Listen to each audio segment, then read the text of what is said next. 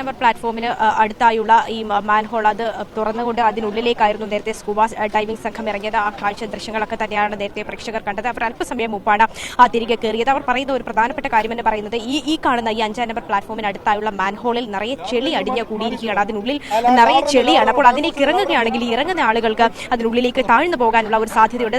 സ്വാഭാവികമായും ചെളിയുള്ള ഒരു പ്രദേശത്ത് ഇറങ്ങുമ്പോൾ ഉണ്ടാകാൻ സാധ്യതയുള്ള അപകടങ്ങൾ ഇവിടെയും ഉണ്ടാകാനുള്ള സാധ്യതയുണ്ട്. അതുകൊണ്ട് തന്നെ ഈ ചെളി നീക്കം ചെയ്ത ശേഷം അതിലേക്ക് വീണ്ടും ഒന്നുകൂടി ഇറങ്ങി പരിശോധന നടത്തുക എന്നൊരു തീരുമാനത്തിലേക്കാണ് എത്തിയിരിക്കുന്നത്. അപ്പോൾ ഈ ചെളി നീക്കുവാനായിട്ട് പ്രധാനമായി ഇവർ ചെയ്യാൻ ഉദ്ദേശിക്കുന്നത് ശക്തമായി വെള്ളം ഇതിലേക്ക് ജെറ്റ് ചെയ്തുകൊണ്ട് ഈ ചെളി മറുവശത്തേക്ക് ഒഴുക്കി വിടുക എന്നതാണ്. അതായത് ഈ 5 നമ്പർ പ്ലാറ്റ്ഫോമിന് അടുത്തായുള്ള മാൻഹോളിൽ നിന്നും മറു സൈഡിലുള്ള ഈ ടണലിന്റെ മറുവശത്തേക്ക്, അതായത് അപകടം നടന്ന വശമല്ല മറ്റേ വശത്തേക്ക് വെള്ളം ഒഴുക്കി വിട്ടുകൊണ്ട് ഈ ചെളി നീക്കം ചെയ്തതിന് ശേഷം വീണ്ടും അതിലേക്ക് ഇറങ്ങി ഒരു രക്ഷാപ്രവർത്തനം നടത്തുക എന്നുള്ള തീരുമാനത്തിലേക്കാണ് നിലവിൽ ഇപ്പോൾ ഈ ഒരു സംഘം എത്തിയിരിക്കുന്നത്. ഈ രക്ഷാ ദൗത്യം നടത്തുന്ന സംഘം എത്തിയിരിക്കുന്നത്. അപ്പോൾ അതിനുവേണ്ട പ്രവർത്തനങ്ങളാണ് ഇവിടെ നടന്നുകൊണ്ടിരിക്കുന്നത്. നമുക്ക് ദൃശ്യങ്ങളിൽ കാണാം.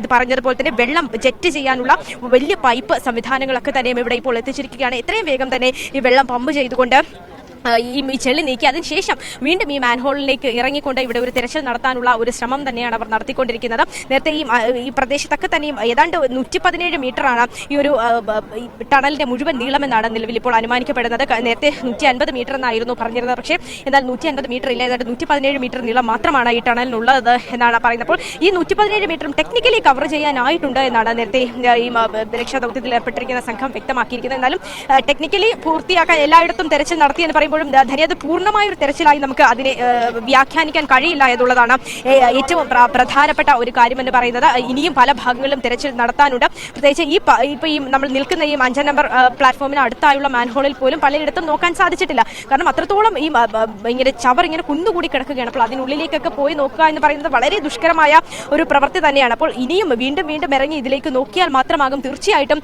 ഈ ജോയി എവിടെയാണ് കുടുങ്ങിക്കിടക്കുന്നത് എന്ന് നമുക്ക് കണ്ടെത്തുവാൻ സാധിക്കുകയുള്ളൂ. അതിനുവേണ്ട എല്ലാ സംവിധാനങ്ങളും ഏറ്റവും പ്രാഥമികമായി വേണ്ടത് ഇവിടെ ഇപ്പോൾ ഈ അടിഞ്ഞു കൂടിയിരിക്കുന്ന ഈ മാലിന്യം എടുത്തു മാറ്റിയ ശേഷം തിരച്ചിൽ നടത്തുക എന്നുള്ളതാണ്. പക്ഷേ തന്നെ അത് നമ്മൾ പറയുന്നത് പോലെ ഒരു 117 മീറ്ററിനുള്ളിൽ നിന്ന് മാലിന്യം, ഒരു ടണലിൽ നിന്ന് മാലിന്യം എടുത്തു കളയുക എന്ന് പറയുമ്പോൾ എളുപ്പമായി തോന്നുമെങ്കിലും അത് അത്രത്തോളം എളുപ്പമല്ല എന്നുള്ള കാര്യമാണ്. കാരണം വർഷങ്ങളായി ഇത് ക്ലീൻ ചെയ്യപ്പെടാതെ കിടക്കുന്ന ഒരു ടണലാണ്. പ്രത്യേകിച്ച് തിരുവനന്തപുരം സെൻട്രൽ റെയിൽവേ സ്റ്റേഷൻ അടിയിലൂടെ ആണ് ഈ ഒരു ആമേഴഞ്ചാൻ തോടിന്റെ ഭാഗം ഒഴുകി പോകുന്നത്. അതുകൊണ്ട് തന്നെ അതിനുള്ളിലേക്കൊന്നും വന്ന ആരും തന്നെ വൃത്തിയാക്കിയിട്ടുള്ള, പ്രത്യേകിച്ച് റെയിൽവേക്കാണ് ഇത് വൃത്തിയാക്കാനുള്ള ചുമതലയുള്ളത്. അതിനുള്ളിലൊക്കെ തന്നെ വളരെ സുരക്ഷാ പ്രശ്നങ്ങൾ എന്നതിനപ്പുറത്തേക്ക് ഇറങ്ങുന്ന ആളുടെ സുരക്ഷ വളരെ പ്രധാനമാണ്. അതുകൊണ്ട് തന്നെ അതിനുള്ളിലൊന്നും ഇതുവരെയും ഈ പറയുന്നത് പോലെ ഒരു മാലിന്യ നീക്കം ഉണ്ടായിട്ടില്ല. ഈ നമ്മൾ കാണുന്ന ഈ 3 നമ്പർ പ്ലാറ്റ്ഫോമിനും 5 നമ്പർ പ്ലാറ്റ്ഫോമിനും 4 നമ്പർ പ്ലാറ്റ്ഫോമിനും ഇടയിലുള്ള മാൻഹോളും അതുപോലെ തന്നെ ഇപ്പോൾ നമ്മൾ നിൽക്കുന്ന ഈ 5 നമ്പർ പ്ലാറ്റ്ഫോമിന് അടുത്തായുള്ള ഈ മാൻഹോൾ, ഈ 2 മാൻഹോളിന്റെ സൈഡിലൊക്കെ പലപ്പോഴായി മാലിന്യ നീക്കം നടന്നിട്ടുണ്ട്. പക്ഷേ എങ്കിൽ പോലും ഈ ഉള്ളിലേക്കൊന്നും പോയി എവിടെയും മാലിന്യ നീക്കം നടന്നിട്ടില്ല. അതുകൊണ്ട് വർഷങ്ങളായി അടിഞ്ഞു കൂടിയിരിക്കുന്ന ഈ വേസ്റ്റ് എല്ലാം തന്നെ ഒരു കട്ടയായ ഒരു പാറ രൂപത്തിൽ അതിനകത്ത് ഉറഞ്ഞിരിക്കുകയാണ് എന്നാണ് നേരത്തെയൊക്കെ തന്നെയും ഇതിനുള്ളിൽ ഇറങ്ങിയിട്ട് കയറി വന്ന സ്കൂബ ടീം അംഗങ്ങൾ നമ്മളോട് വ്യക്തമാക്കിയിരുന്നത്. അത്രത്തോളം ദുഷ്കരമാണ് അതിനുള്ളിൽ പോയി നോക്കുക എന്നുള്ളത്. ഇതിനടിയിൽ വെള്ളമുണ്ടെങ്കിൽ മാത്രമേ ഇവർക്ക് അതിനുള്ളിലൂടെ ഡൈവ് ചെയ്ത് പോയി നോക്കുവാൻ സാധിക്കുള്ളൂ. പക്ഷേ ഇപ്പോൾ വെള്ളത്തിന്റെ അളവ് തീരെ കുറഞ്ഞിരിക്കുകയാണ്. അതുകൊണ്ട് തന്നെ ഈ ഡൈവ് ചെയ്ത്, പ്രത്യേകിച്ച് ഓക്സിജൻ സിലിണ്ടർ അടക്കം പുറത്ത് എഴുതിക്കൊണ്ടാണ് ഇവർ അകത്തേക്ക് പോകുന്നത്. അവരുടെ സുരക്ഷ വളരെ പ്രധാനമാണ്.